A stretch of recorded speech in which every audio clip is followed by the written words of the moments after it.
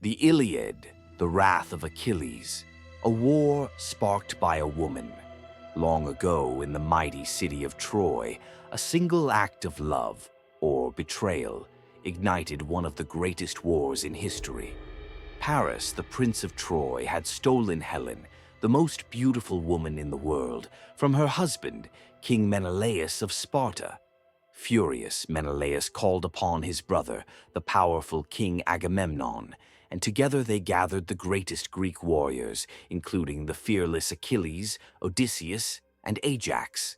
With 1,000 ships, they sailed across the sea to lay siege to Troy, the rage of Achilles. For 10 years, the Greeks and Trojans fought fiercely, neither side gaining the upper hand. But the war took a darker turn when Agamemnon insulted Achilles, taking a woman named Briseis, whom Achilles had claimed as a prize. Enraged and humiliated, Achilles refused to fight, leaving the Greeks vulnerable against the Trojans. With Achilles gone, Hector, the noble prince of Troy, led his warriors into battle, pushing the Greeks back toward their ships. The Greek camp stood on the brink of destruction. The death of Patroclus. Desperate Patroclus, Achilles' closest friend, took the hero's armor and led the Greeks into battle. He fought bravely, but when he faced Hector, the Trojan prince struck him down, ending his life.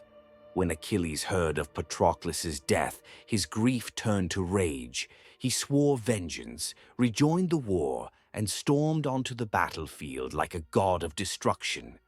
Achilles versus Hector. Achilles slaughtered countless Trojans before finally facing Hector outside the gates of Troy. The two warriors clashed in a brutal duel, but Achilles was too strong, too fast, and too furious. With a final strike, he drove his spear through Hector's heart. But his vengeance did not end there. He tied Hector's body to his chariot and dragged it around Troy, a display of his unrelenting fury.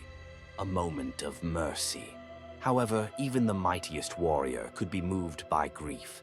King Priam, Hector's father, sneaked into the Greek camp and begged Achilles for his son's body.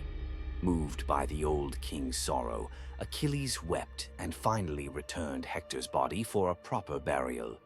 Thus, the Iliad ends not with victory, but with grief, honor, and the understanding that even the greatest heroes must bow to fate.